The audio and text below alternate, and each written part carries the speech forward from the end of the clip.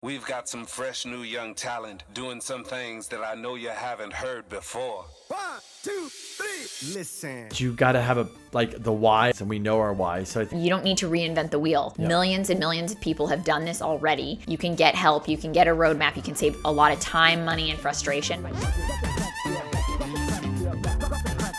Welcome to the Value Add Podcast with K&K. Hey everybody, Value Add with K&K. Crystal and Kenny here. Just want to say thank you so much for the support, for listening, the comments, everything. Keep it up. We'll keep going as long as we can. And if you like what you're listening to, like what you're watching, tell your friends about it, leave us a review, maybe even give us 5 stars. We love those. That's how we can grow and continue to bring you guys value and spread the word. Thanks, guys. Hey everybody, welcome back to another episode of the Value Add Podcast with K&K. Today we have Hunter Beaumont here. Hunter is a syndicator in San Diego, and he also is the owner of Cazador Investments. Hunter, thanks for coming in. Thanks for having me. Appreciate it. Awesome. Thanks, Hunter. Good seeing you. Hunter brought in a little something funny. Our name of our show is Value Add with K&K, and he's like, check out my license plate. I'm looking at something that says value. Add value. Add value. So add value. We were like meant to be, I think. Which this was meant to happen. Probably means add value to real estate, right? That's it. $1,000, you guys can buy it from me. No problem. take it right off me. No big deal. What a deal. He's already selling us stuff. It's been like 30 seconds. So Hunter, give us a little bit about your background. Like basically how, I don't know, how long you've been in San Diego, how you got into syndication, all that. Okay, cool. Yeah. Born and raised North County, San Diego. Oh, wow. Both me and my wife went to Torrey Pines High School. She went to LCC. Like, we're both super locals. We grew up 4 miles apart, ironically. Wow. Never met until college, which is kind of weird. Wow. 700 miles away. But yeah, so undergraduate up in Utah, BYU. Then after that, that's the only time I've ever lived outside of Southern California. Came back down here. Started working for kind of like a family office here in San Diego. Kind of a funny story. I guess that's how I got into real estate, really. My dad works in the boating industry here in San Diego. Oh, okay. And he's an entrepreneur. Maybe it's like a proximity bias thing, but I saw how hard he was kind of working in this industry, and it almost felt like he was struggling against a difficult industry, like building these boat yards and doing these things. And his best friend was this guy named Bruce, and we called him Uncle Bruce, and Uncle Bruce, it's like he's always hunting and fishing and like never in the office, and he does real estate. And I was like, which one do I want to do here, right? So I just went and interned for him like my sophomore year in college, kind of never looked back. Went to work for him out of undergrad right away. Learned a ton, and that's kind of like one thing I'd recommend for anyone that's looking for like careers in real estate. I know we're talking about kind of more side hustle real estate, doing stuff yourself. Happy to talk to anyone that's interested. I mean, I've spent quite a bit of time building a career in real estate, ironically just to leave it and do my own thing. But the importance of a mentor, I think, is super important, because real estate as a career path is not super linear. It's kind of like still developing, and so people just kind of... There's not a lot of training for it either. Hardly at all. Yeah. Yeah, and I'm besides like, I guess, institutional, the high finance side, But that's different, right? I mean, isn't it so different than what you do today? I mean, there's Absolutely. some similarities, but the way that Yes. like an institution would look at real estate versus the Very way you would different. look at it. Yeah. Very different. Yeah, so I just think, the proximity you can have to a strong mentor, if you're looking for a career in real estate, like where do I go from here, is pretty important. So I was thankful that I kind of landed with him. He didn't give me a ton of career advice, but he was an incredible real estate investor and had a great kind of model for that. And that's what I learned from him, which was... You still communicate with him? Yeah. Yeah, no, he's still a good friend. So yeah, I'm thankful for that, obviously. You compete on deals? A few times. We actually have. He's like, I know his trick. It's a small world, so you come across so people. Small, right? Yeah. I mean, I always tell people, like, residential, it's bigger because it's different. Sure. Commercial is just, Sure. when you get down to it, it's small. Yep. And it really becomes relationship driven. Yeah, absolutely. So, Absolutely. What did you learn? It's interesting that you had like the mentor thing. I like that. So obviously it's funny that Crystal and I talk about that. I was doing residential when I met Crystal, and I come in here, And I knew about people that own real estate. Obviously, you live Yeah. here, and you're like, you do loans. You're like, what is this guy? Does this guy ever work? Yeah. Like every Yeah. time I talk to him during a loan process, he's like here and he's on this trip and that trip. Yeah, You're like, yeah. and you look at his returns, and you're like, what is this? And then you start realizing, you're like, what am I missing here? And it's almost like the Rich Dad Poor Dad book you almost had Yep. in your life. It was not really the same thing, but it was like it's the Rich Dad Poor Dad almost with you. It's No, like, absolutely. it's what it was for you almost, huh? Yeah, I mean, I didn't really, you don't really notice this in high school, but like coming back around after coming out of undergrad and back to San Diego, like, I get a LinkedIn profile, you start connecting with high school friends, and you see like a lot of kids from Torrey Pines, their dads or moms worked in commercial real estate here in San Diego, and they were some very successful people in brokerage, in property management, in property ownership and investment. And it just kind of like, this is starting to kind of make sense, And then you hear about, you see some of the hospitals here in town and some things that are named after large real estate investors and absolutely. and some of the major benefactors of San Diego, and you kind of realize, I think this is a pretty good source of what we call generational wealth, right? Did you, in high school, did you have an idea of like where you thought you would be? Did you have this idea of what you wanted to do? Not really, no. It's never real estate, because I always say this to people, like nobody ever was like, I want to be in real estate when I Yeah. grow up. Very rarely does anybody say that. Correct. Yeah, no, honestly, high school, I was just thinking about sports, playing sports, trying to get into college. And then I think it was during college, like I said, I saw this friend of my family's that did so well, and he was always off doing other things, and thought, okay, that looks cool. And I remember interning for him, making, I don't know, a minimum wage or something, right? And like really thinking, I'm not really that passionate about this. Like I don't really care about buildings or fixing up buildings, and it's just funny to look back on that. Like it has absolutely become a passion. My license plate, right? Like it's actually absolutely become a lifestyle. I drive my wife crazy because I talk about real estate constantly, and she hates it. That's so funny. She's like, let's talk about something else, please. Anything else? Funny. It's like our kids are real estate, which drives her Actually, crazy. Crystal and I sometimes go, okay, we need to stop. We'll get around to their family, Yeah. and they like it, and everybody else is looking around. And somebody finally said, hey, guys, can we talk about something else always besides real estate? We're like, yeah, now we're like, okay, let's just be conscious of it, because sometimes people Yes. don't want to hear it. Yeah. And they don't care. And they don't Yep. care that you just That's tiled and Yeah. remodeled a building. They don't care, It's That's like, why we just hang out with each other all the There time. you go. Other real estate people, then we can kind of Yep. go. It's funny though now too, because everybody that's in real estate, we've all kind of become friends. So now you're Sure. like, come check out my deal. Like I just did this rehab. Like, what do you think? And it is fun to do that, but we do have to stop ourselves from time to time. Like his sister and brother-in-law are in marketing. So when we're sitting here talking about real estate, they're just like snooze, So But if they ever have a question, right? Yeah. If they have any- they're come calling on. us. Yeah. They're Yeah. that's the one thing is like people. I always tell people, if you don't call me, shame on you. You have a Yep. huge resource from. Yep. Because we know the finance management, and too, just all the stuff you've done. Look how Sure. much you've learned in the last whatever. It's Every day. funny because it's funny how so many times like you go to college, and in high school you weren't paying attention to this stuff. You come back, you're like, how was I just not like? Yeah. And even you see kids now, their parents own property. And I'm not going to mention names, but they would come to us and be like, my son's not interested. And I go, dude, he's in high school. Yep. And he come back to college, he's still not interested. I said, just let him do his thing. He'd go get a job, come back and be like, this is too hard. I work this hard. I make this much money. Screw this. He goes, okay. And next thing I know, it's like 4 years later, I see him in the family business. They're like, Yep. just like you, fired up, talking about real estate. We did this, we did that. Yep. I think sometimes you just got to get there on your own. It's like trying Absolutely. to jam your kid or force it to him. It's not going to work. So. Yeah, and I think at college, I think just getting a breadth of experience, trying a bunch of stuff, a bunch of different internships, see what you like, fun. And then kind of see where you land, see what your options are and your skill set. So, So what absolutely. happened after you worked for Uncle Bruce? I got to get him to listen to this.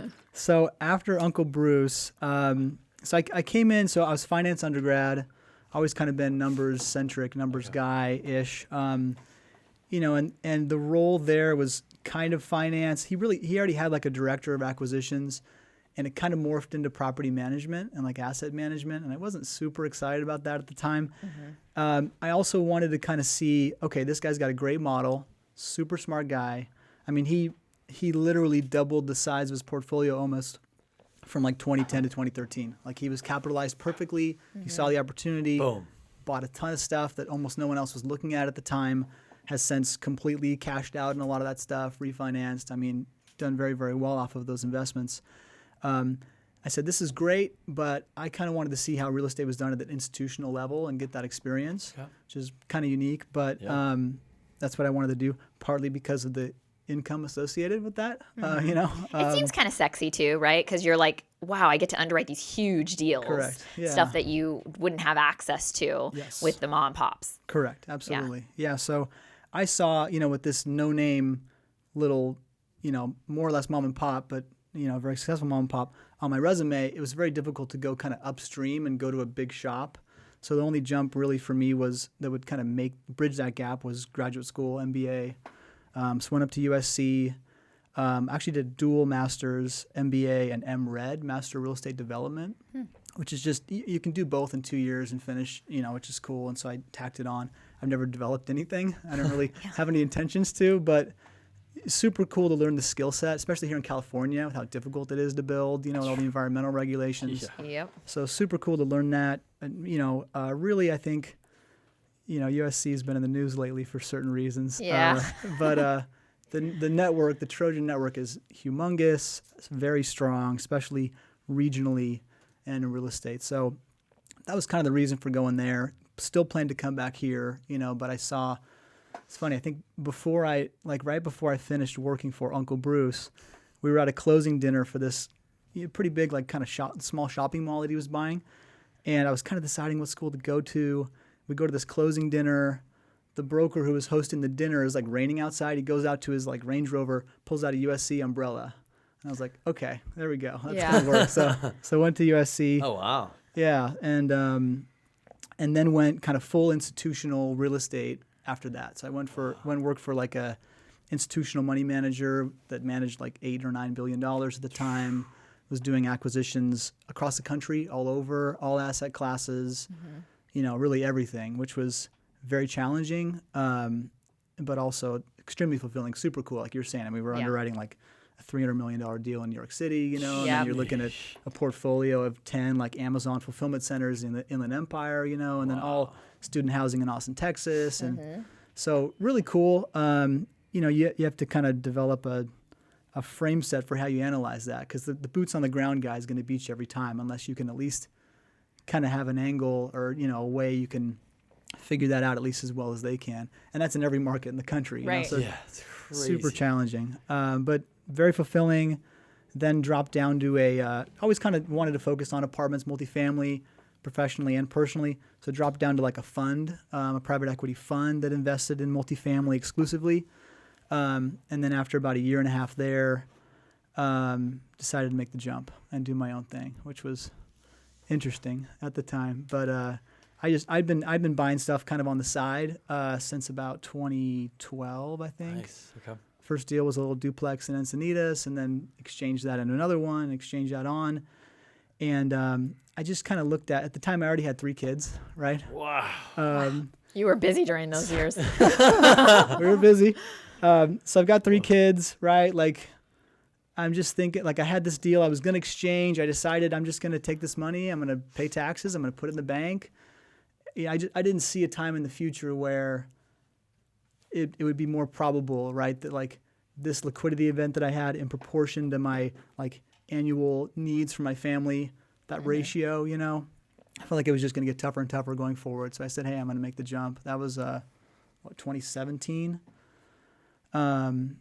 we'd already kind of bought some things on the side, even with investors. And so it was kind of like the side hustle was getting to a point, where. Was it more like partnerships than syndications? So literally just me and one guy. Yeah. Yeah. I just had this one guy, family friend, but we were on our 3rd or 4th one, they're kind of getting bigger. It wasn't that I was competing with my day job at all, really. They're buying 100, Your time is competing deals. though. Correct. So that's the hard part. The side hustle was getting big enough, and I had that deal I sold, and I just said, hey, I'm going to go for it. So. Yeah. Well, it started with a side hustle. I love it. That's it, man. That's usually Absolutely. how it's got to do it, Yeah. That's the way to do it. Yeah, so we bought, at that point, I think 6 deals in 12 months here in San Diego, just all little stuff, 5s, 10s, 20 unit kind of deals. Built that into a little portfolio, built a management company too. I thought, someone's going to get this income, might as well be us, to manage it ourselves. My brother worked for Alliance Residential as a leasing agent when he was in school. Brought him on board. He had kind of the skill set, to do that. So yeah, so now we're kind of finished the first generation kind of renovation deals and looking to either exchange those up or return money to investors. That's kind of where we're at right now. So San Diego was kind of a choice for you because that's where you're from, basically. I mean, and you Yes. got to see all these other markets too. So Correct. did that kind of shed some light, like, oh, I can do just as well and be here in my hometown? Yeah, no, I mean, it's funny because that Uncle Bruce, almost exclusively San Diego. And I always wondered, is that just out of convenience? You know, because when you live here, it's a great place to live. A lot of people just like to invest close to where they're at, Yeah. you know? And I just always thought, is this just convenience? Is he just lucky, you know? But then looking at all these markets in the country, you know, I really saw, you know, okay, if you're going to invest anywhere in apartments, right? First of all, if you're talking internationally, United States, right? We have the greatest worldwide economy. You've got rule of law. You've got enforceable property rights. So there's a lot of reasons to be here in the U.S. Then you go to California. California, we have Prop 13. Property taxes only go up 2% a year, right? Versus Texas, a lot of other markets where that's kind of a variable, an unknown variable. And then it's super hard to build, as we know and I'll talk about. We've got environmental regulations. So it becomes a landlord's market, right? Then I drop down to San Diego, and we've got a diversified economy. You know, we've got military here, obviously, great education, great universities. I think the second highest number of millennials of any major metro in the I country. think Alan said maybe the top, right, or something. We're right there with Alan Austin, Evan. Yeah, Austin, it's right Texas, there. and It's us. right Yeah. there, yeah. And I think one of the things that I think San Diego does well compared to markets like some of the other West Coast growth markets, like Vegas is super hot right now. You know, Vegas has UNLV, but they don't have a diversified enough economy to keep their college students there long term. Right. Kids go to school, they move to LA or something, you know? Right. I mean, if you're not going to work at the In a casino, casino. or Correct. some In entertainment or entertainment somehow. something, honestly, it's not kind that of it's it. limited. You got to start a business. It's tough. Yeah. Correct. Honestly, outside of that, it's pretty sleepy. I have a friend Yeah. that's from Vegas. And Yeah. the other thing that always scares me too is because one of the first things I learned in real estate, I forget which book it was that I read, but they always say, like, build where there's not a lot of land. Yep. And everywhere you look in Vegas, Go it's anywhere you just- want. Yeah. oh my gosh. Anywhere you Just go want. up on Yeah. top of the wheel and look around. It's Yep. just all land. Yeah, that's funny. Yeah, absolutely. Yeah, so it's, you know, it's just I start up, like with my investors, I start off with that. It's like I'm not investing in San Diego just out of convenience because I live here. Like I feel very strongly about the demographics. You know, I mean, the economy is super strong. Like you guys have said before, we're kind of walled in geographically. 4 walls. Yeah. I mean, Camp Pendleton is awesome because LA is never going to become us, and Right. we, you know, can't go any farther. You got the mountains, you got the ocean, you got Mexico. So yeah, no, there's- it's yeah, and not it's- many people want to go too far that way because there's Correct. just not much going on. So yeah. I mean, really, the challenge. I think that, you know, looking at, especially compared to like Texas, even Nevada, Utah, some of the other, and the Pacific Northwest with Amazon, obviously, the other kind of West Coast growth markets, California is, you know, because of the cost of living, really, right? I mean, when I was in business school, Toyota announced they're moving from Long Beach all the way to Plano, Texas. You know, it's like 8,000 employees. I think I just saw a news article this week that California had its slowest population growth in 50 years this last year. You know, so it's such a juggernaut. You know, we've sixth biggest economy in the world, right? It's like it's a monster. But because it is so expensive to live here, and for certain reasons, why wouldn't a company just go to Plano, you know, or wherever and just set up shop there? It's easier for their employees to live. So I think that's our biggest challenge going forward. But at the same time, if you own the affordable housing here in San Diego, like it's always going to be full. There's nowhere else for those people really to go, you know, and that's kind of what we focus on is, for the most part, I would say, kind of workforce plus housing, somewhere right in there. Right. Yeah. I agree. I think the one thing, too, that I've learned, and we haven't looked at too many markets outside of San Diego, but we've even looked in the past. We had clients that were investing maybe 5 or 6 years ago up like around the Bay Area. They're like, hey, it's great. So we flew up there. We start looking at neighborhoods. And the hard part is that when you're going to these other markets, unless you're an expert in that market, it's tough because you could buy a property, you know, that's in a bad market, but 2 blocks away could be great. Yep. So it's the same thing here in San Diego. So when part of it is you kind of are here and you know the neighborhoods and you know the good areas and the bad areas. And then also if you're a smaller owner, being an outsider coming in, you kind of like, I would think you're getting the deals nobody else wanted, that all their big owners or investors didn't want. So that's where I think you have to be really careful with your purchases. You can do all the research in the world, but there might be those little things that you don't know about that you would only know by living there. Absolutely. No, it's totally true. We looked at Salt Lake City a little bit too. It's a pretty strong, growth market right now, job growth market. Goldman Sachs has like back office operations there, and some other companies are going there. And yeah, you kind of need to have the handshake up in Utah, to be able to break into that market, with the demographic there, obviously, which I'm a part of. But also, it's like, it's just funny. I talked to this broker and he's like, hey, listen, this is the angle we'll take for you to win a deal. It's like all the local guys, like their boots on the ground, they're going to probably find 9 out of the 10 deals that are really good deals. He said, what we'll literally do with out-of-town guys like you is we'll just go to long-term owners. We'll say, hey, we have this rich guy from California. Like he's looking for it. He's looking for properties. They just want to throw some money at you and just hope that one of them sticks, and maybe it's a little better deal than a market deal. Just because the owner's owned so long, he's not in touch with where the market's at right now. Right. Like that's the only angle. And you're going direct. That is the conversation they have with you. Yeah. Yes. He's like that's what we do. You know what's funny is I've heard people invest in all these states, and it's funny that they go, hey, some rich guy's coming from California. Because for some reason... It's always the rich guy from California. Yeah. Because when they look at price per door units here, if you have money coming, they're like, they also know like we're sophisticated, like because it's it's tough to buy stuff here. It's competitive. Sure. But you're coming with a lot of money because they know you're going from a 200 door here or 300 to like 100 or 50 or Well, whatever. that's what's funny about some of these big syndicators or even just individual owners. It'll be like, I own 200 units. And you're like, where? They're like, in Plano, Texas. Yeah. So we think our numbers are small, but it's like they're paying $50,000 a door. We're paying 200 or 250, So that's correct. Yeah, you see the annual list of like biggest owners of multifamily. Yeah. I mean, if the New York guy is like number 5, like the value of their portfolio is probably 50 times the Texas guy. Right. Because it's just, it's $1 million a door out there, or more. Right. Yeah. Versus 50,000 in Odessa, Texas, or Right. wherever you're at. So absolutely. So I know we're kind of just I kind of want to jump a little bit more about specifically what you're doing. Add value. So I know you kind of talked about why did you pick multifamily? Okay, and is that really where you're sticking? Are you gonna move off that, or is that just 100% you're all in on multifamily? Or? It's probably like 75%, I would say. When I went to school, I thought, it's like retail's changing, right? Amazon has changed retail a lot. Right. Amazon has helped industrial quite a bit, obviously. Fulfillment centers, crazy market, even stronger than multifamily, honestly, in San Diego. And I just thought, this guy I work for, he's just super risk averse dude, like not like how much money I can make, but like how do I not get hurt, kind of mentality.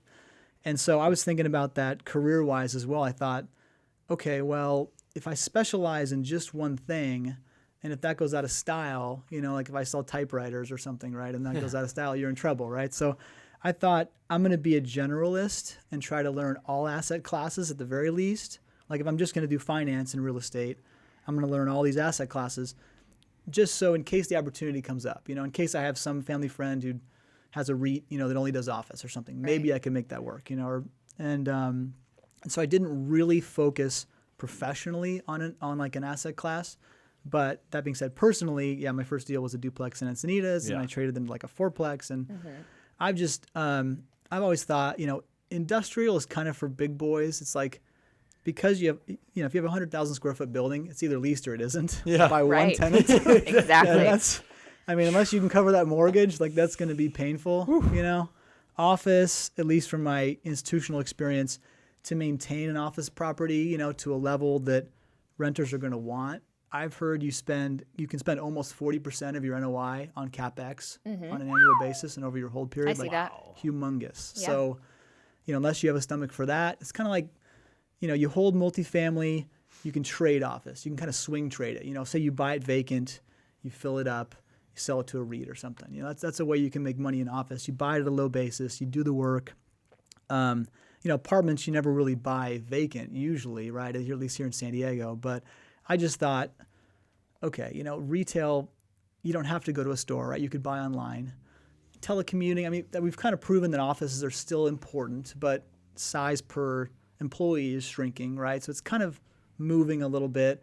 Industrial, again, that big boy thing, like it's either leased or it isn't, and I'm not going to cover a $80,000 mortgage, with no income. And so I just thought everyone needs a place to live, right? That's the line we always hear. That's it. That's like my only reason. Somebody for being always needs a all place to multifamily. live. Yeah. And like you said, you have. I think we've seen people that sell their apartments because it's too much headache and they go into triple net or something like that. But for me, multifamily, yes, you're dealing with more headaches, but at least you have more people that are paying your mortgage. Yep. So like you said, if one or two of those people move out, you're good. You can still cover your expenses and probably Especially in still San make a Diego, little bit it's of money. pretty predictable. No, absolutely. Put it out to lease, and somebody's going to lease it gonna get here, leased. unless it's a real problem property or Yep. something, which is not what you're doing. So Yeah, no, we're the market's like 96% occupied, usually 95. I mean, it doesn't really go below that that much. So absolutely. and some people it's 100 depending on what you got. Yeah. So can you explain to us, for the audience or people listening don't know, what exactly is syndication? Sure. Yeah. My wife jokes because I tell people, she's like, "What do you even do? Like, what do you do?" Yeah. And I'm like, What do you do all day? just tell them I'm a syndicator. And she's like, that's the stupidest word ever. No one knows what that means. And I was like, good. I don't want them to know what That's I do, funny. But anyways, so I syndicate deals as in I bring together, different groups of investors to buy for an investment. I guess that's syndication technically, right? You bring together a group of people, you structure the deal, you find the deal, structure it, bring together the money, and execute on that business plan. So basically, as I mentioned earlier, it's been me and one investor for the most part, which has been very convenient and very easy. There's been times where like him and I kind of say like he gets first look at all my deals. There's been times where he's said no, not right now, or no, don't like this one. And so then I'll usually go out and go to friends and family money. I guess what I would say the interesting thing about using what we call opium, other people's money, OPM, Yeah, that's funny. right? That's so funny. It's addicting. It's a huge responsibility, obviously, Yeah. right? Something I take incredibly seriously. And it's frightening because of that, And so like I would treat my investors' money even better than my own, And I hear that a lot. if you're buying a duplex or a fourplex, it's kind of like, whatever happens, as long as I can make the mortgage, it's like I'm making the decisions. I can sell anytime I want, I can do this. And if you mess up, you have to answer to yourself, which That's is it. so Yeah. much easier. So, yeah. I mean, I've got a recorded track record, that gets shown to investors. And on top of that is just the additional layer that even if you find a good deal, there's kind of two parts to it. It's like, okay, this is a good deal, but now between me and the investors, I got to structure a way that makes sense for them and makes sense for me, right? There's kind of additional complexity there. And it's not always easy to perfectly align people's interests. A lot of people try, you have preferred returns and promote structures and waterfalls and fees and all these different things, and it can definitely be challenging. So I try to just keep it simple. I have a really complicated partnership model. We can go into details of that. I think that's kind of boring, but if you guys want to talk about that, we can. But We're going to get into it. we can. We definitely can. But yeah, for me, it's like my money comes from people that I care quite a bit about. Okay. And so Makes it even harder. Yeah. Absolutely. Yeah. No, it's like, I mean, that's my biggest stress at all times. It's like if the deal did bad and it was just me, like that. Still stressful, but you're probably gonna be okay. But if, like you said, you're taking the hit. But if it's to a group of your family friends, correct, you got to look at them. It's tough. Absolutely. Yeah. And ironically, sometimes it's easier to get that money than you don't realize that when it's coming in. You think, oh, this is gonna go great. Everyone thinks this is gonna be great. Yeah, we'll just put some money in this deal and we're off to the races. And then stuff happens. So. Things can happen. Thankfully, let me ask you a question, because I like what you're saying is because I think a lot of people don't talk about they think real estate, it's fun, it's great, Yeah. and you make money, and yay! And you're always on these vacations, and it's Yeah. so Oh, easy, hey. and it's Yeah. And I always tell people, we're young, so you see the guys, driving out of Rancho Santa Fe in their nice car, and Yep. then they're going on their private jet, and man, I'm gonna do that, and nobody said, well, did you ask that guy what he's doing at 25 years old? Because he's 65, Yep. And some of them did have partners, and some of them didn't. But one thing that interested me about that is, like, how do you deal with problems? I'd like to know.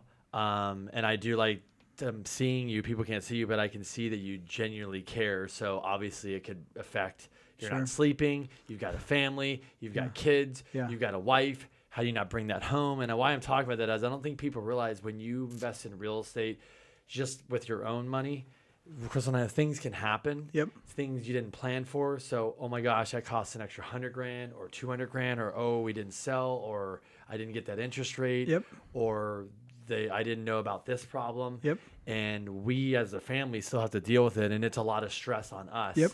And you have to go back out sometimes and say, hey, I found a multiple problem. people. Yep. We have to get more money. So I'm just curious, how do you deal with that if you're willing to share? And Absolutely. How does that kind of look? Yeah, no, this is where the rubber meets the road, right? Yeah. So first of all, transparency with investors is like incredibly important. Keeping communication open, right? Like you never want to be behind bad news. You want to be in front of it at all times, right? It was something someone told me once. So anything goes wrong, anything's not quite as expected, not quite what was in the pro forma. I mean, sometimes I'm like weekly emails to investors. Here's our status update for this week. We thought we were going to lease, the last 4 units. We only leased 2 of them. We've got 2 more left. Here's when we anticipate leasing them. We're still 5% above our pro forma rents or whatever we expected. Just keeping the lines of communication open. And that can be tedious, certainly. Thankfully, I don't have like an insane amount of investors. I'm not like one of these like crowdfunding, websites where they have a lot of people at a little amount of money. I mostly have a few people that have put quite a bit into the deal. But we joke also that there's what we call the $25,000 guy. Of course, he's like the biggest pain in the butt, right? Correct. Yeah. Yes. So it's like boy. the 80-20 rule, 20% of the people take 80% of your time. But Yeah. just, staying in front of all of it. And then at the get-go, being conservative in what I promise to investors, trying to under-promise and then over-deliver. Yep. Because you just don't know. I mean, I've like 4 pages of disclosures at the beginning of every deal, because it's like, here's what could go wrong. This could go wrong. There's a lot of things, right? Yeah. I mean, crazy things you don't even think about. They don't usually happen, but it's like you have to like let people know, hey, this is a possibility. Yeah. So we, as an example, we have a deal, a 10-unit deal on Bankers Hill that we bought April 2018. Got it. It was kind of like pocket marketed, I guess. Wasn't fully marketed. Bought it through a broker that I've transacted with 4 times in the last 18 months. The listing broker, hope he isn't listening, didn't quite know what he had, honestly, at the price he was listing it at. It's okay. This thing looks at the ocean. You appreciate it. Yeah, and I appreciate it. There's a funny story there too, but I don't know how far I can go because some of these guys might be listening. But anyways, got it at a good price. This thing looks at the ocean on Bankers Hill. It's a cool location. Walk down the hill to Little Italy. Sweet. And it was like $200 a door. Which is really good. I think For Bankers pricing. Hill, that's Oh my God. Pretty good That's pricing. crazy, yeah. Yeah, so One we bedrooms or all 1 bedroom. I think a few studios, but mostly 1 bedroom still smoke a deal. with parking, Wow. which is cool because a lot of Bankers Hill is like those old Victorian buildings with no parking and stuff. Yeah. So this is like 70s built parking. We added washer dryers in the units. We, full tile bath, decked them out, very nice, got great rents. But had some issues with our contractor. And this deal, normally we'll buy stuff with permanent financing at acquisition. I don't like taking interest rate risk and having to do like a bridge loan and then stabilize. It just Also stacks up the cost too. Every loan does, you do, yeah. it's like It's points and time-consuming fees. too, for you. it's time, it's cost. There's a lot of reasons. So I've generally just done, we'll put a 7 or like a 5 or 7 or 10-year kind of fixed loan on it at acquisition, and then just ride the cash flow. But that particular deal, the in-place income was so low, right, that it was like I couldn't even get like a 50% loan. Yep. And as a syndicator, the less equity in the deal, Yeah. the smaller denominator, right, the returns look higher. So So we did a bridge loan, short-term bridge loan. And we literally, and because of the issues with the contractor and struggling to finish the thing, our rents still came in 5% above what we expected, even though we leased up in like December instead of leasing up in the summer. Worst time. Yeah. Worst time of the year. A lot of work. And December was kind of a quiet, like this last December was like brutal. It was kind of last scary December? We quiet. stabilized December 1, I think, Wow. of 2018. It was slow. It was slow. Crickets. We were supposed to have refinanced by then and been done, but it just, things happened. So thankfully, disclosing this all to investors as we go, I thought it underwritten at least relatively conservatively. We hit our numbers on the rents. Had a small overage on the capital call on the deal. We had to call some more money to finish the renovation, and we literally ended up. I had a 1-year loan, and I think I had 2 6-month extensions, which were like half a point each you had to pay, for the extensions. We refinanced like 6 days before the end of the 1-year period. Wow. It was like right there, which was awesome. And we had a little dip in rates actually last month, which was awesome. Yep. So that really helped us actually quite a bit. But yeah, I mean, it's like stuff happens. I've learned candidly that if you're adding value add, my contractor is like almost 30% of like what I do, it's like I can say that I fix apartments, but it's not actually me Right. fixing apartments. And so I didn't realize at the time when I go to investors, my relationship with my contractors is a big deal for me. And things happen in the construction industry, obviously. They never go according to plan. I mean, Correct. things happen, Yeah. but you just hope that you have a contractor who's like responsible and on top of it, and Yeah. that can Or be transparent. That can be a bit of a Yes. roller coaster ride too, like we've had. I think them just being transparent is helpful, Yes, absolutely. So we're working through that and figuring out who we're going to work with on an ongoing basis. But thankfully, finished that one. And it's just tough because as you underwrite a deal, there's kind of like industry averages, for how a multifamily deal might do. And so obviously as you're sitting there trying to structure this, you're going to feel pressure to make sure the IRR looks like an 18 or something, instead Right. of a 16. And so all you got to do is change one little assumption in your model, but then down the road, right? You still have to answer for it. You got to answer for it. Yeah. Yeah. So I've just tried to always underpromise, overdeliver. And sometimes people are like, your deal Not that great. doesn't look that great. Yeah, you're only going to make a 16, or it's only like a 5.5 or 6% cash flow. I can get this elsewhere. I'm like, okay, go ahead. Go for it. But I feel like I can deliver on this most likely. So that's kind of what I try to do. I think what people don't realize too is you're right. You probably could go get that somewhere else, but what I tell clients all the time, because we had the management business, is that your time is money. Like you can make more money, but you can't make more time. Correct. And so how much time are you going to spend to go get that 5.5 or 6 cap when you're working full time and you have a family and you want to get into the game? You're going to spend, and then too, I think when people have their own money, it's like they're not able to take all these risks. So having you as an expert to facilitate the deal, to work through it, to give you the updates, all those things, like that's valuable. So if they can go out and make the same amount of money as you would make them without really much effort at all, that's a pretty screaming deal. Sure, absolutely. Yeah, and I think just availability too. People, like some of my competition is the online platforms. People can go in and invest with like $100, you can go on CrowdStreet or whatever those things are. But like if something goes wrong, who are you gonna call? Is there a person? Exactly. Who are you gonna?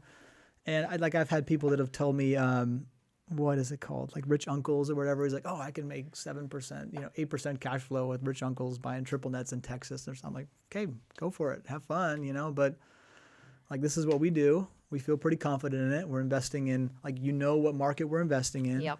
Like you live here, you can drive the deal. I'm available anytime to talk to you. Like you're saying, that I think that is part of it. Just have the proximity, the availability.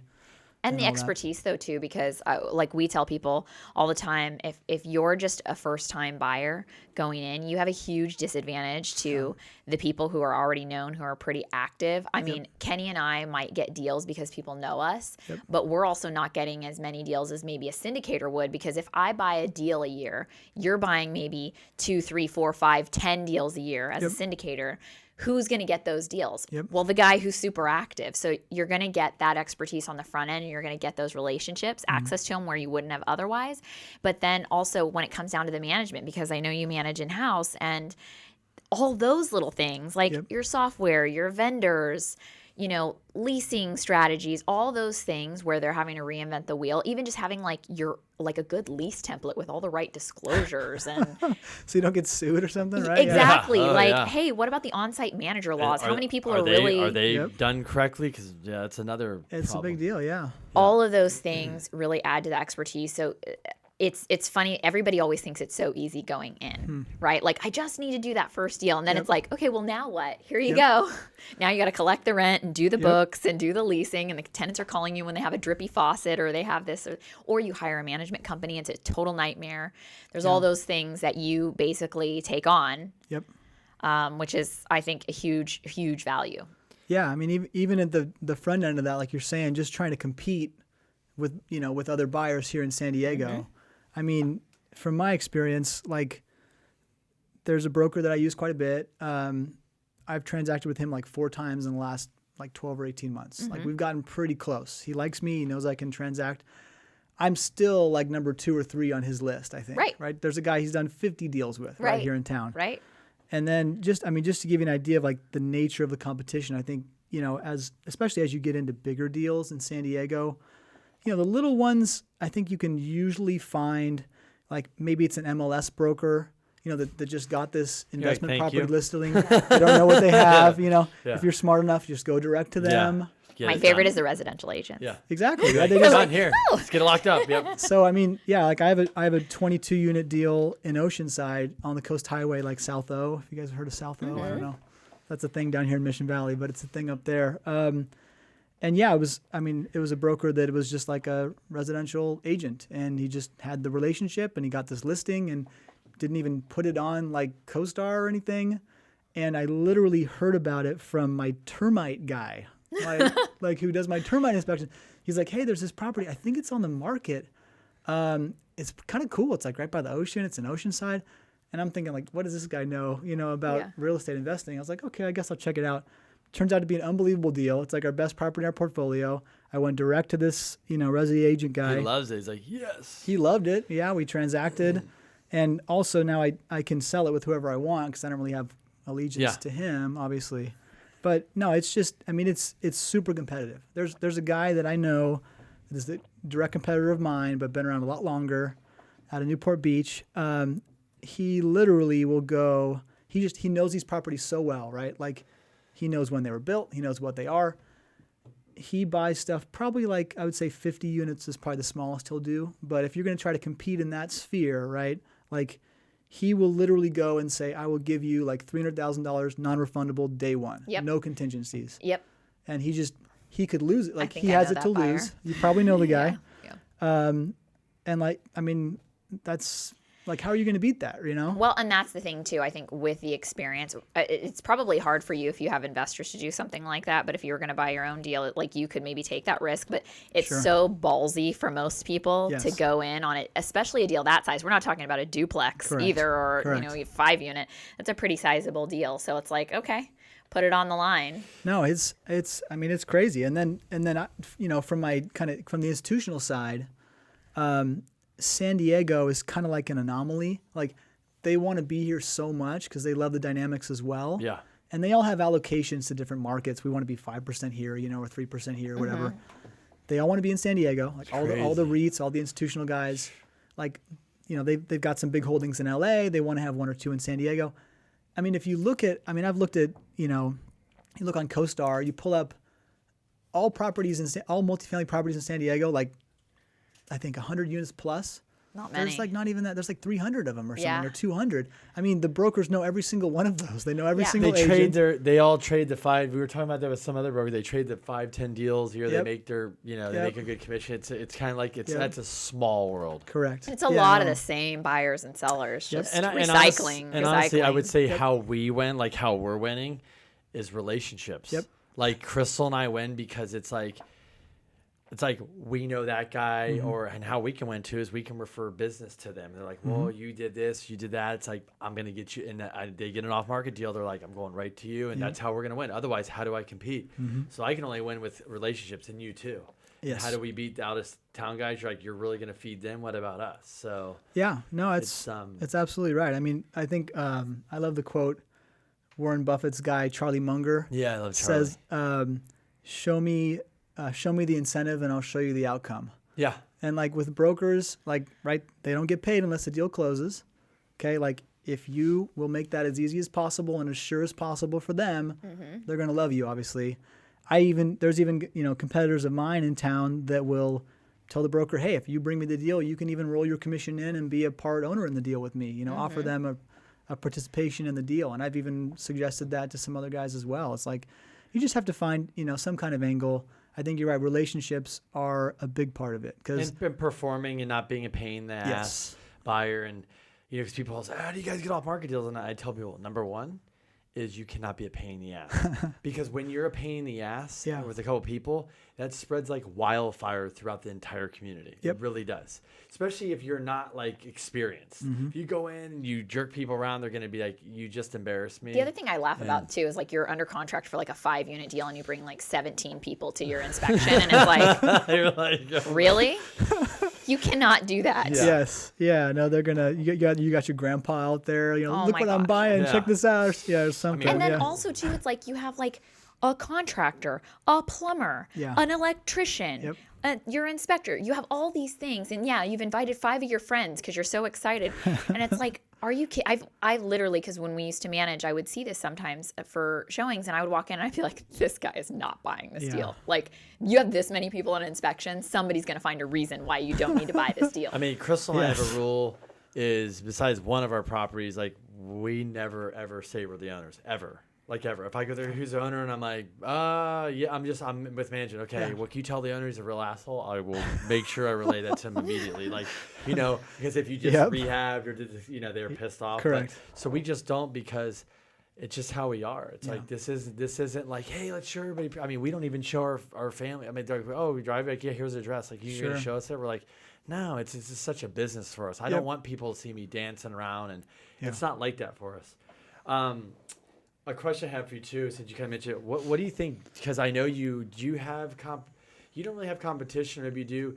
The people you get money from, are they? You're going to your sphere, your family, your friends, but you're not having really competition where they're going to go put their money in another syndicate or somebody. Do you? It's kind of like pretty rare. Okay. Yeah, I mean, so the competition is really just buying the deal for you. It's like you're competing with other guys that are raising money, and how can you get in there? Correct. Okay. Yeah, and there's all different kinds of money you can raise. Like I mean, just to give listeners an idea, if you want to try to go and make this your day job, like I have a friend. We were both in business school together at USC. We were both thinking we were going to go be employed. Afterwards, we weren't like I kind of wanted to. I kind of like. Brag to my classmates, like I want to go do my own thing. You want to be Uncle Bruce, basically. I wanted to be Uncle Bruce. But I'd done like a deal, like 2 deals at the time. It's like, okay, this is not really going to pay the bills. But so like, I remember we were almost done with class. This guy had a little 10-unit in like Pico Union, just west of downtown LA, like in the ghetto. And, I'd seen kind of similar properties before. So I got that, and I liked his basis. Like it felt cool. He's buying this little 10-unit, awesome. And it was like $80,000 a door or something, by the way. It was a great price, even at the time and even in that area. So that guy has since, I think he did about 15 or 16 kind of fix and flips. He started going a little more upscale, like, Venice, Santa Monica, some nice deals on the beach that he just got into, who knows how. Bought out rent control tenants like you have to do up there. Sometimes paying as much as like $70,000 to people to leave. Yeah. But literally one property tripled the income, right? And on a cap rate, I mean that's tripling the value. So it's kind of a no-brainer when you have to pay those. Correct. You're like, it's painful, but correct. It's all about the upside. Yeah. So he did 15 or 16 of those. He went and raised a fund. He took that track record of like 15 or 16 deals, all in the last few years. That guy now has a $100 million fund that he's deploying with a family office in Los Angeles. So he's he's a smart dude. There's pros and cons to any kind of money you want to raise. Like there's pros and cons to fund structures. There's pros and cons to syndications. Even just I'm going to have I'm going to be like me and my brother and my dad as partners. There's pros and cons to any of that stuff, And again, I'm happy to talk with anyone if they have, further details. But I found that when I started, when I made the jump to owning my own company, I thought, okay, I can go buy, like a fourplex or two a year, maybe myself, and be fully employed. Or like I see how people raise money in real estate. I see that I can buy bigger deals. There's going to be obviously more management fee income from that, right? Like I get all of my promote structure from doing those deals and running them.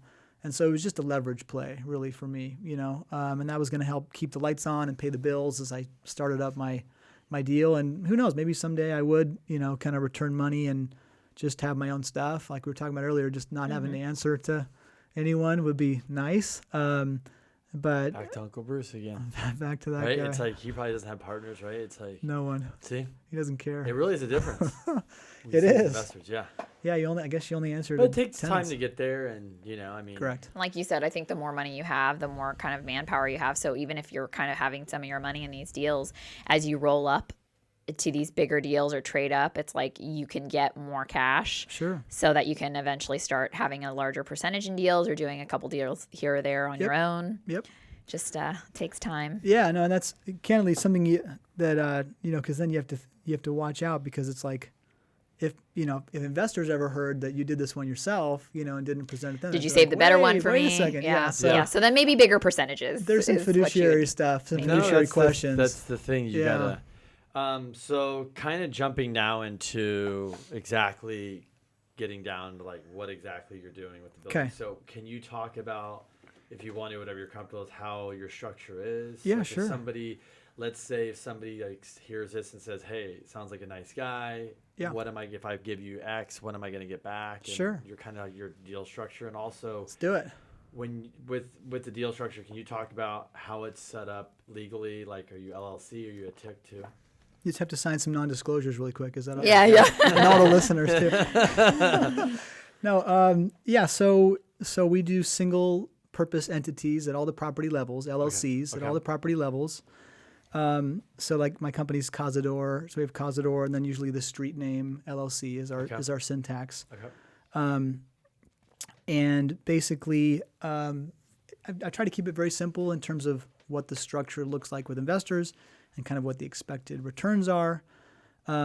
Basically, I accept money, really anything down to like 50 grand is kind of like minimum investment. Sure. I tell people I don't want their lunch money, right? Like I don't like even my really contemporaries, like unless they've had like a liquidity event or something, I'm like, hey, listen, like, I don't ever want to have a situation where this was all you had to invest and something went wrong, so That's a problem. I generally tell people like, I want whatever you're giving me to be like less than 10% of what you have available to invest, usually like 5% of what you have available to invest.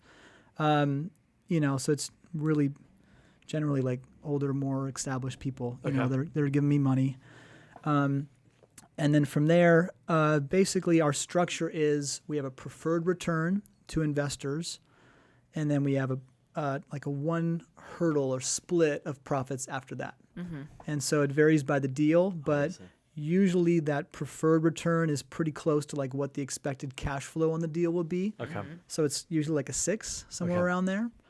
And so basically there's different ways you can do a pref or a preferred return, but ours is non-cumulative, non-compounding basically.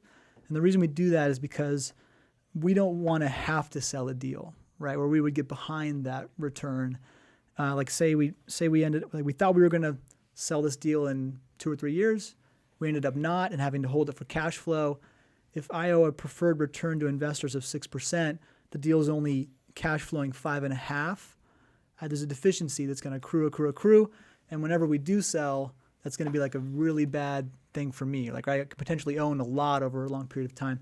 And candidly, most of my investors don't really want to have to flip and sell right away. So we structure it like non-cumulative. We say, everything up to a 6 every year is going to be distributed. And then above that, it's split usually like 75% to investors, 25 to me, or something like that, around that range. It depends kind of on how much skin in the game I have, how much I put into the deal, what our co-invest is, technically is what it's called, and some certain other things. But then I obviously have the property management. That's out of the operations of the property, right? Property management fee. I get like a little acquisition fee, we call it, for finding the deal, you know, for bringing investors what I think is a better than market deal. And that's really kind of it. It's not super pretty complicated. Straightforward, pretty simple. Yeah.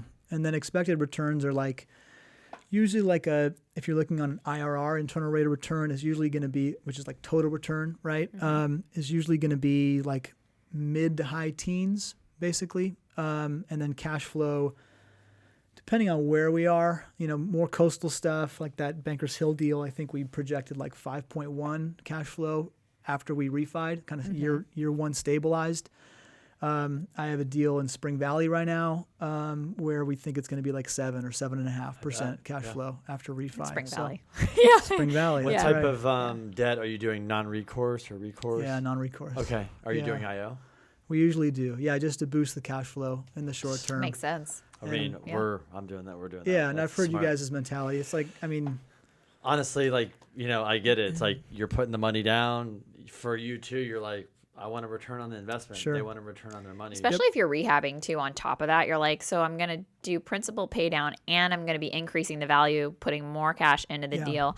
It's just, it sounds like you're pretty conservative on your leverage too. sure. And like just going back to that whole thing with people like, you know, buying something in Texas that's an 8 cap versus here. Yeah. It's like you don't get that appreciation in Texas the way that you're going to Yep. get it here.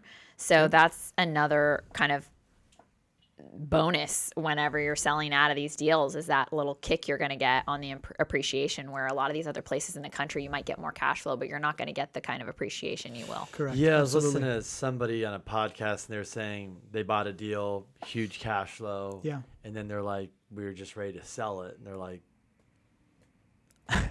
we're trying to sell it. Not happening. and Yeah. we're not selling it. And they're just Yeah. sitting here like clapping my hands because they're like, Yep. and they're used to being in markets where it's like fluid and Mm-hmm. you move, and they're like, holy smokes. So they're like, if you buy a deal somewhere and you're trying to, and you think you're going to have an exit on it, they're like, you better prepare. Because I mean, she's had a client, I can't remember, he tried to sell a building, you know who I'm talking about, and they had the one building, the family, in some weird state, and he tried to sell it. I think it took him 2 years. And Yeah. he was like, Wow. don't ever buy it. He's like, this is It's like Kansas or Yep. Oklahoma No, or these it- places. and the constant, like, is it gonna? It's just Yep. he said it's on my mind all the time. So. Yep. So people get sold on that because they'll be like, yeah, I bought this deal in Kansas. And I'm like, well, that's an interesting choice. They're like, yeah, but these people, they pay the rent and they pretty much like live there until they die.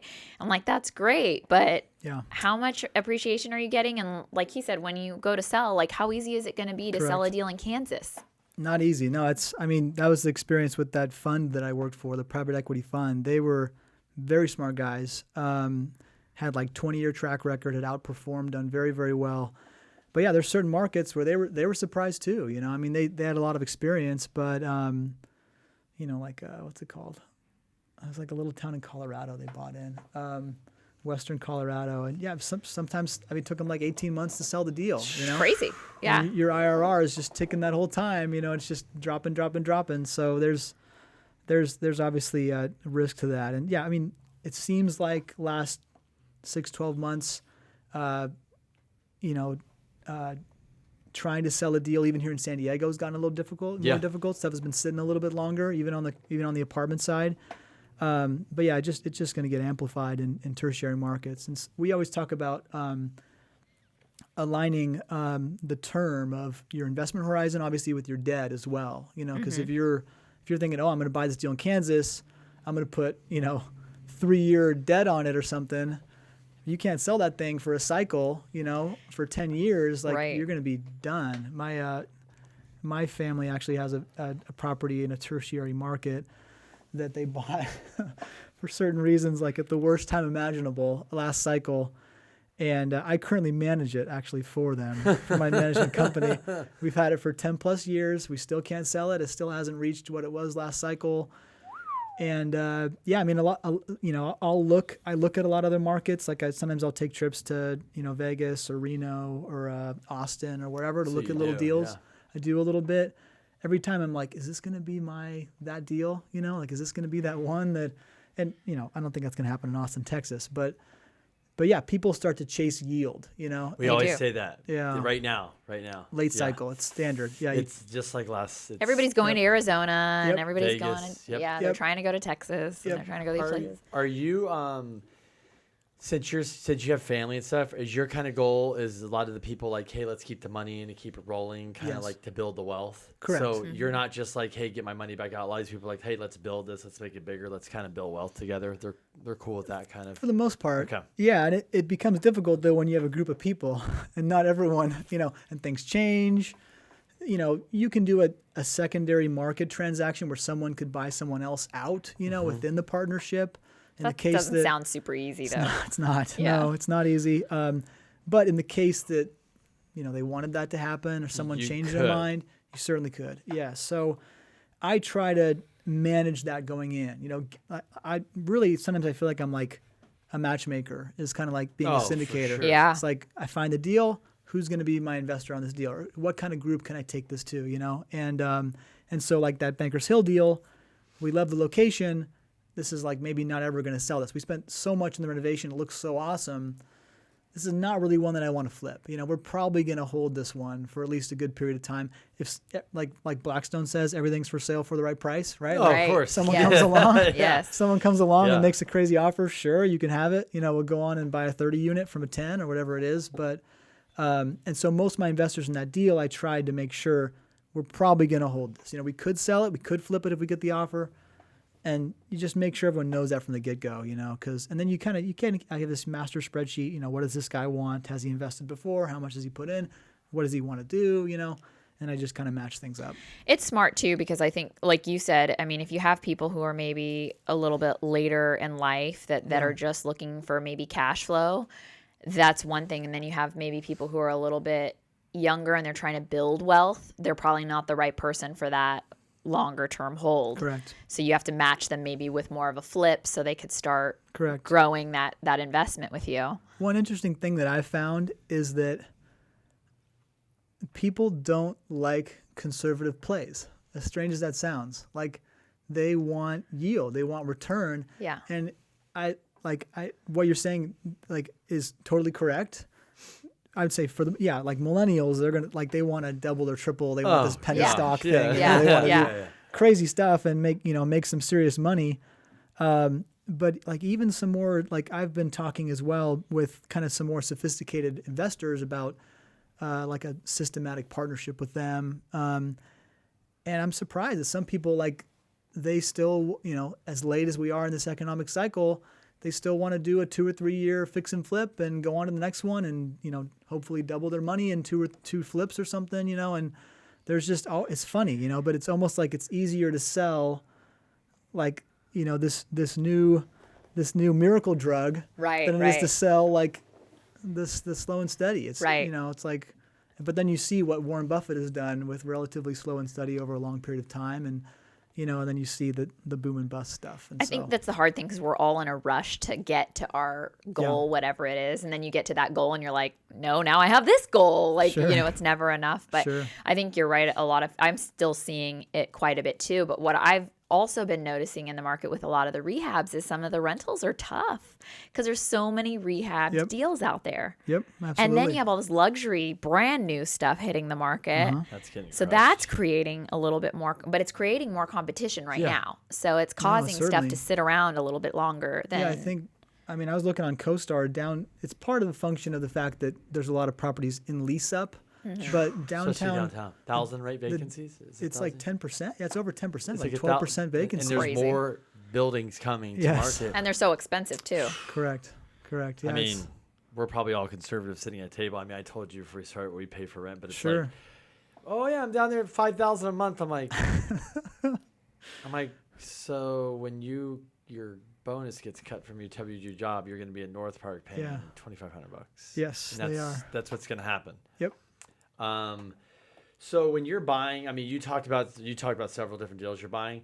How, when you buy a deal, our question always is with us too, is how do you know what to renovate, not to renovate, what's over, what's under, how do you know going in a deal?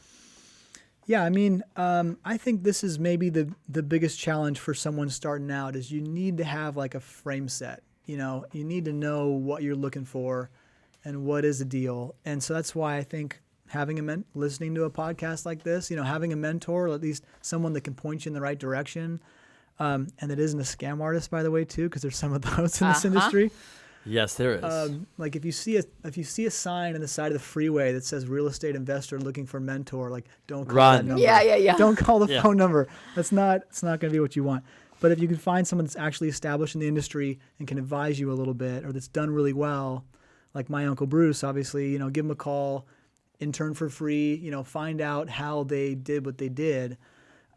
Because like if you want to go direct to a listing agent, right? And win a deal by getting them to rep you, you're not going to have anyone advocating for you. You're not going to have anyone that's telling you really whether it's a good deal or not, or how to underwrite it. And so you got to have a basic framework. But for me, and what I tell brokers, my two metrics are I'm a basis play buyer. Like I like to keep the price per unit as low as possible for a relative area of San Diego or for a relative market.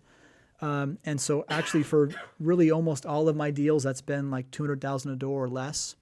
The most we've ever paid was $227 a door for mostly 3 bedrooms right by SDSU. Wow. Still a really good price. Last year, pretty good. Yeah, I think that's probably worth $275-ish now or somewhere in there. And we've paid as low as like $175. So our Spring Valley deal is all 2 bedrooms and it's $178 a door. And so price per unit is number one. Like I want to be below replacement cost. Right? I want to feel good about that, right? Like even if something goes wrong, I can still add some value and then sell for a market average, which is higher, ideally. So that's your philosophy. Boom, price per door. It's like price per door, and then a realistic pro forma cap rate on rents that I can see in the market now. Like I don't want brokers telling me, oh yeah, you can renovate this and get these rents and it's going to be a 7 cap. No, okay, thank you. But send me the T12, send me the trailing 12, financials, send me the rent roll. I'm going to put this in my model. And I generally need to be like, high 5 or low 6 cap on like stable after I finish my work, right? So what I normally like, we'll buy a 4 or 4.5, we'll get it to a 6, we'll sell it at a 5. That's kind of my model. So you make a C, a B in a way, right? Correct. Okay. So we buy, I try to say worst property in the best location. To some degree, I feel like San Diego alone is the best location Right. Yeah. to begin with. Yeah.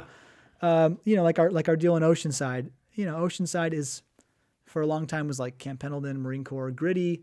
Obviously, is having a little gentrification. Yep.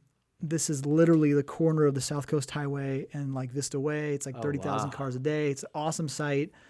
And I think we got it at a pretty good basis. So that was kind of worst property in the best location. I mean, you guys are like this. You guys are managers. The broker was like boasting to me, we haven't had anyone move out in like 3 years at this property. Your rents are too low. Exactly. Yeah. He literally, these were, like $900 a month. And there's rats, and they don't and you're care. Like, okay, where in San Diego can you rent anything for less than $1,000? You can't anymore. Especially, that close to the water. You can't. Like, unless it's like a... Yeah, he called me back. There was some like funny bill or something. He called me a little bit ago, and he's like, how's it going? And I told him that, we moved the rent roll from like on average like $1,000 a month to like almost $1,600 a month. Yeah. And people love our units, and and he's like, he can't even fathom like how that's possible, And so I've traditionally bought from 20, 30, 40-year owners, longtime owners that just aren't in touch with the current market. But they don't care. Or they don't care, because I heard this before, is like, I've said this so many times, because I look at people's rent rolls and I'm like, what the hell is this guy thinking? Like he's buying more stuff and he's not even maximizing what he has. But they bought it so much cheaper. Yep. So they're happy. They don't care. Yeah. They don't care. No, if you look, so like you said, they're like, they got their return, move on. That's like, they might have full on cashed out refi. They might have no money in the deal. They don't care. Yeah, no, we looked at I spent a lot of time researching like census data and a lot of like analytically looking at San Diego market. If you pull like rent growth data, right, like year to year changes in rents over the last 20 years, average for all San Diego, all apartment classes is like 3.6% a year on average. Okay, that's your top line, is going up on average 3.6% a year. We know state of California, your property taxes only go up 2% a year, right, after you buy something, and if you lock a fixed rate mortgage, it's not going to change.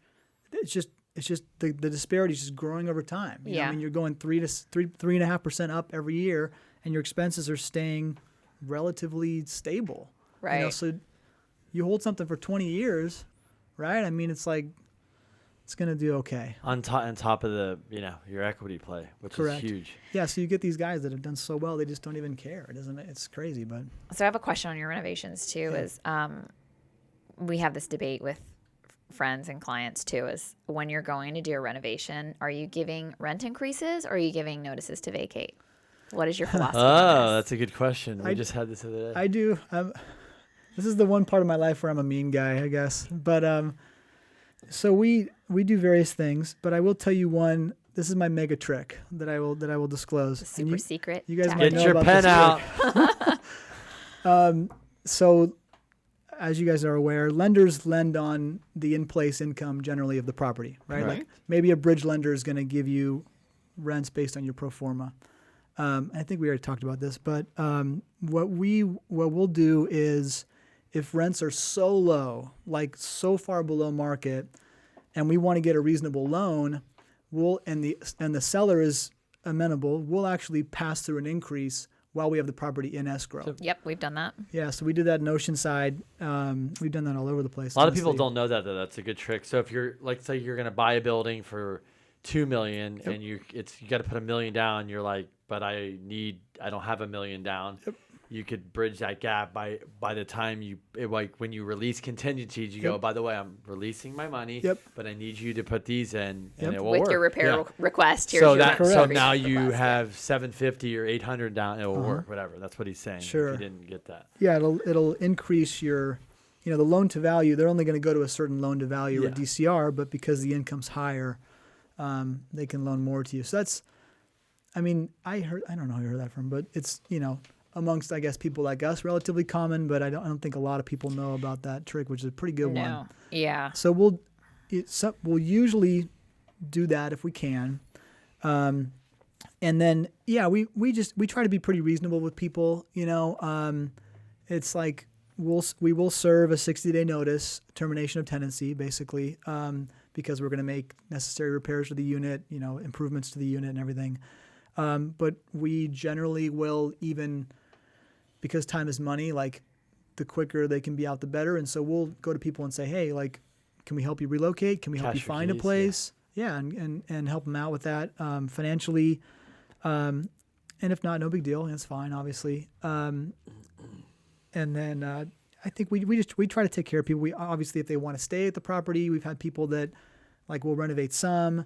They'll see how much nicer they are. They want to move across. They can qualify. They have to obviously qualify for it. But yeah, we try to be reasonable. But yeah, normally we serve increases often during escrow, and then 60-day notices thereafter when we close. Okay. Yeah, our philosophy is the 60-day notice to vacate, just because people have this battle all the time. Well, what if they want to stay and they're really good tenants? And I'm like, what if when you give them that huge rent increase, they're really pissed off and they start telling every new person that moves in how crappy you are? And it's just like, we kind of like the idea of all new people coming in that like really appreciate what you've done, and they're like super excited to live there.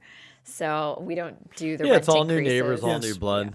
Yeah. Yes. And then sometimes we'll talk with them and say, hey, well, if you do want to live in one of these units, we'll get one of them done and you can move over. It's pretty rare. But It's rare, but it does it's happen, happened yeah. once or twice. Same for us. Yeah. So I know we're kind of wrapping up here. So I got a question for you, for anybody listening, because you have you got a decent background. You went to school. You basically did like more of the bigger stuff. Sure. Now you're doing your own stuff.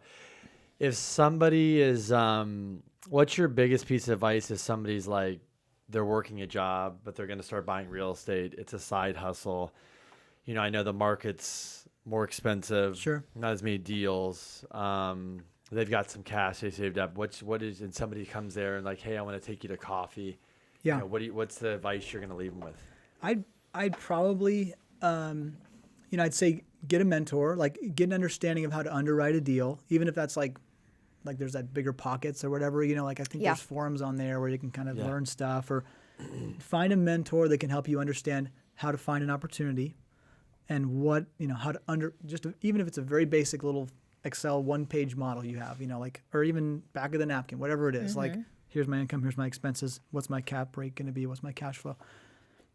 Get someone that can help you understand that or get an understanding of that. And then I would probably honestly try to make friends in the brokerage community, just like try to be friends with some little brokers in town, that are like, you can look in the San Diego Business Journal. Once a month they publish like The closings. multifamily sales, the deals that come out. You can, what is this broker that represented the buyer, Take that guy to lunch, find out, hey, like, how do I become your friend? Can I bribe you? Like, how can I win a deal? Like, send me your smallest little deal. Give me a shot, and then you got to perform for them, obviously. But I think that'd probably be the advice. Yeah, get a mentor, get a frame of reference to find out what is a good opportunity, and then you got to get an into finding a deal, which is probably through a broker. That's what I tell people too. I did an event. I spoke at this little event, and I had a couple of women who wanted to start getting into syndication and stuff, and it's not really my thing, but I'm like, I can definitely tell you how to find a deal, and what you need to do is call probably 10 different brokers and start building a relationship with them and talking to them and learning. It's sweat equity. And underwrite 10, 15, 20 deals that you're not even going to buy. Just go on LoopNet and start looking at ones you think are good and do the little underwriting on them. I think that, and then if you do have like a mentor or somebody who you can run it by and say, hey, did I look at this correctly? What would you do? Because you mentioned before, it's like a lot of these marketing packages are really interesting. You're like, there's like 20% expenses. That's weird. Yeah. How do you get by with that? So there's a lot of like kind of metrics. More like and toilet paper packages. Yeah, I think like you said, right? yeah. It's like, yeah, and I think out there, it's funny because I think a lot of people don't ask. So many of us are willing to help if you would only ask. So I know you've said it multiple times, if people want to reach out to you as, for advice. I say that all the time with me, like, hey, send me a deal. I'm happy to look at it for you. This is what we do. It's what we love anyways. So it's like, I'm happy to help and share knowledge. Sure. The truth of the matter is that a lot of people don't take your advice. So I'm happy to give it out and say, hopefully they'll take it and run with it. But it's worth what they pay for it, right? Yeah. And most people are really willing to help a lot more than you think, like brokers and people, because you never know when you're going to meet that next big client either. Like, isn't it? I mean, it's cool. Sometimes you see that little guy who was starting with their first deal that all of a sudden they're a syndicator. Somebody sold you a duplex and they didn't know who you were going to be. Correct. Yeah. So. Sure. Absolutely. What kind of last question, a couple questions in the one question is obviously where we're at in the market in your opinion, but so where does that put you as far as what's next for you over the next couple of years? And then what's your kind of goal with, do you have a goal like I want to get 1,000 units? I don't have any goals. Okay. Not really, Kenny. Who has I'm those? just kind of going with the flow. It's it's a good question, and it's interesting because sometimes like we had some friction at the fund that I work for, and it's common in a lot of real estate investment firms or any firms where you have like a sales side. As an acquisitions guy, you kind of are like a sales guy. Like it's like you get paid probably on some commission by the deals that you do. And if you're a hammer, everything looks like a nail, right? And you want to pound nails. And so it's like you want to do deals. And like we're talking about real estate here. But yeah, I mean, there's things you got to keep in mind. Obviously, we're, I think, the second longest like recovery period in U.S. history right now, right? Yep. Behind the early 90s one, I think, in terms of time frame. So that's a consideration. I remember like 2015, I thought things were expensive. And then 2017, it's like, holy crap, people sold those things they bought expensively in 2015 in 2017. And then that's like, now we're in 2019. Like it's kind of incredible the run the market's had. I think the interesting thing is, even at the institutional level, things are very expensive, but the fundamentals are kind of there for the most part in most markets. There's some markets like Dallas, Texas, I think they delivered 50,000 apartments last year, right? Yeah. Like San Diego is not that much different in size, but we deliver like 6,000 apartments, right? Like in a big year, right? Yeah. So like, It's just so that feels pretty ridiculous. good, you know? So as long as supply is not out of control, as long as the demographic story is still there, you know, and you can kind of make sense of the metrics of the deal, I think there's opportunity to be had. I think it's important to be conservative, not go crazy. Like I was saying that, like, for me, it's like I'll do one bridge loan at a time. I'm not going to do more than that, even if it's non-recourse. Like I just don't want to have what I call interest rate risk because I have to refinance that in a year or two. I don't want to have 2 interest rate risk deals at the same time. Like I'd like to have everything else at least locked for, you know, with this incredible debt we have right now, right? And so I think, you know, it's funny, but as a fund manager, people get paid to be pessimistic sometimes. You know, you want the guy that's running your money to be like, oh, are you serious? This could happen, this could happen. But somehow he still does well. You know, like that's what you want. Like him to act super conservative, think about everything that could possibly go wrong and somehow still do well, right? So it's funny, but a lot of people that, you know, they said in 2017, you know, we're done. We're not buying anything else this cycle. But then like you see them in San Diego Business Journal, they just closed this 100-unit deal or something. So it is interesting. I think it's you know, candidly, no one knows what's going to happen in the future. It's impossible to predict. Like you were saying, people ask you, should I buy a home, right? Or should I sell a home? It's like the worst question ever because there's no way I could possibly know if that's a good decision or not. But here's some thoughts that I have. Yeah. I think demographic story, you know, that we have in San Diego, low supply. It's just a supply and demand game for multifamily. So I think for certain reasons, I can get comfortable even at where we are in the market as long as I'm underwriting, again, pretty conservatively, putting not crazy debt on stuff because that's how you can really get hurt, obviously. And then, for us, it's like with my main investor, I kind of told him, here, we're going to buy some stuff. It's going to have pretty good cash flow. I'm hoping we can exchange that all up at least one more time, you know, before the music stops or whatever's going to happen. That's kind of our goal with what we've got right now. We're kind of having some discussions about whether we just sell it all out and return money or exchange up, and maybe we make that decision at the deal level. But that's kind of where we're at right now. You know, candidly, I'm not sure which kind of direction we're going to go in terms of fundraising in the future. Like I said, my buddy would have just raised the fund. Like, that's cool. I don't know that I necessarily want to do that. You know, I kind of like our model. I'd like to grow the management company a little more. I mean, obviously it's competitive here in San Diego. There's a lot of management companies. I might ask you guys after the fact for some advice there. I think you have a little experience in property management, a little bit. A little bit. But yeah, no, I think for me it's like, you know, I have a family to provide for. This is my day job. I'm just trying to do right by my investors and make the best decisions that I can, you know, with their investable assets at this, you know, at where I think we are in the cycle. That's kind of my. It's funny. I agree. It's funny because when people go meet with big apartment owners and they sit down and they ask the same question and they're like, hey, I met with so-and-so and asked him this question. This is his answer. What kind of answer is that? And I go, what did he say? Because I know. He said, just buy. Just keep buying. They're like, but it's expensive. He goes, yeah, they told me that 20 years ago too. As compared to what? What? Yep. So the philosophy for them is just keep buying and buying and buying and buying and buying because if you're trying to buy and sell it in a year to make, you know, $1 million, well, that's a different story. But people tell me, should I buy a house? I go, how long you live in the house? 20 years. Okay, interest rates are this, 20 years. Yep. You just answer your question. Like, are you trying to flip this house in 2 years? No? Okay, then what's the You're problem? good. Yeah. And no, I think that's kind of the mentality. And like you said, Alan Nevin was in here. And we haven't posted that one yet, but that was good. And he's, you know, there's all these economic drivers, and he's about San Diego. Yeah, sure.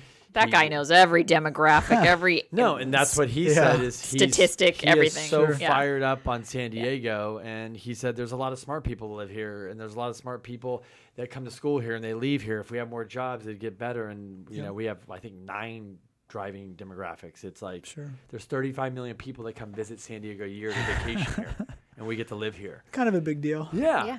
So, and most people that move here are going to rent because they can't afford to live here. And even if they can afford, they're probably going to rent to see where they want to live. Is it North County? Is it down here right now? So Yeah, it's like there's always the article. It's like takes the average family 18 years, right, to save for a down payment on the average. Is that San what it Diego is? home. Crazy. Correct. Holy moly. That just came out in the Union Tribune a few weeks ago. Wow, that's 18 crazy. years for the average income family to be able to afford the average down payment on a San Diego home right now. So And most of the properties, crazy. besides maybe your Bankers Hill, I would say that most of your properties are probably going to be renters for life. correct. We call them renters by necessity. Yeah. But yeah, Yeah. instead of renters by choice. Yeah. You guys are renters by choice. yeah. You guys are fancy. We are. We're trying. I've been wanting a house, but that's a subject for another time. Sure. Kenny's like, There's nope, a goal, not yet. then you get the house. Yeah. I can tell you off camera. So, But thanks for coming on. I Hey, thanks, really guys. appreciate it. I think sure. I think we got some nuggets here. It's cool to see how your side is, and obviously the responsibility of somebody else's money, and which is, I think, it seems like you're taking this seriously and you're very conservative, and not everybody's doing that. And I think big that's responsibility. I Yeah. think Trying. yeah, smart. Yeah, and any questions? I mean, like I did the career thing in real estate for quite a while. Like I networked like crazy. I mean, you can reach out to me on LinkedIn. Yeah, what's whatever. the best way to reach you? I guess I get a lot of spam on LinkedIn, so probably just I think you guys will put on your social media. I'm Yeah, assuming we'll link it. afterwards on my stuff. I'm Cazador on Instagram, which is my company name. You can I'll share all my contact info, Okay. email, phone number, whatever you want, or LinkedIn, whatever Cool. it is. Take him out to lunch. He'll tell you all the secrets. Let's do it anytime. Cool. Hunter, thanks again for coming on, and hopefully everybody got some nuggets. We'll put his information below, how to find him, take him out to lunch, learn something. All right, let's do it. Thanks, guys. Appreciate it. thanks. Awesome.